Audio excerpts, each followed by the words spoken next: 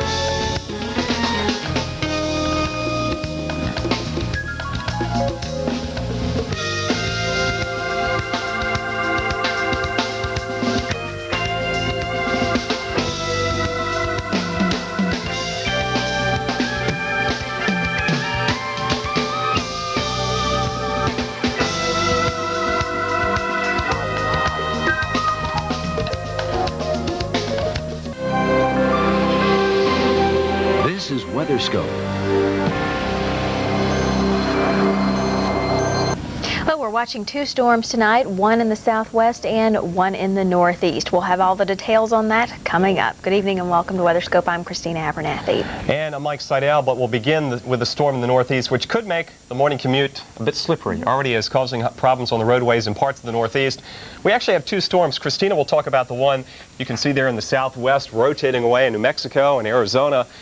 But let's talk about that northeastern storm, which we've been following since late last week. And the storm track continues to be down the west coast and up in this direction. And here it is. Obviously, this looks much more impressive just from the satellite perspective. But it doesn't take much to cause problems, especially when it comes to freezing rain. So again, elevated surfaces, bridges and overpasses, but in these areas, just about all the roadways. And watch out for trees down and power lines down, because we're getting a significant accumulation of ice in some of these protected valleys. Williamsport, you've had many hours of freezing rain. Syracuse, Utica, Binghamton. It's snowing in Albany, but you may mix in with some freezing rain, and then we have snow to the north. What's happening is we've got warm air coming in at the level where the precipitation is actually manufactured. It starts as rain, then comes down to the surface and freezes. For instance, in these areas right here, through the valley areas, Buffalo, you've gone over to rain, no problems in Pittsburgh, D.C., and Baltimore, where temperatures well above freezing, or at least into the upper 30s. New York, you're raining, but you go up into Danbury, Connecticut, you've got some snow expected in Hartford, but then you'll likely change over a mix. And again, as you go up the thruway towards Albany, you've got a variety of precipitation, sleet, freezing rain around Poughkeepsie, and then it's just light snow, mid-20s in Albany. In the New York City area right now, this is all rainfall out through Nassau and Suffolk County. No problems tonight or tomorrow morning. Maybe some wet roadways, but that's a lot better than icy roadways. Same goes for D.C. and Baltimore. It just kind of slipped through there, but trust me, 38 degrees. Again, the only problem here would be some fog in the morning. 36 in New York, but look at the cold air here. Bangor, you're at 1. And it's the cold air draining in, but eventually we'll pick up an easterly flow, east and southeast, with a storm developing and pulls out to sea.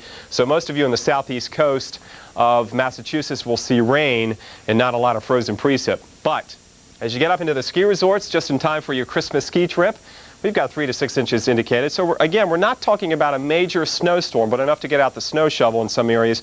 And unless you're in the interior, very little, if anything, causing problems on the roadways. Again, we have green on the map, Boston, south and east, out towards the Cape, Long Island, New York City. But you travel inland, and you will have to deal with some icy precip. Far enough inland, all snow. But again, Worcester up to Concord, Roads will be very slick, and again, the freezing rain causing additional problems as far as possible power outages. We'll keep you covered. By the way, we'll have more live coverage from New England beginning first thing tomorrow morning. Now let's get the update on the southwest storm from Christina. Well, Mike, storm number 2 is bringing a mix of rain and snow to the southwest, and it's far from over.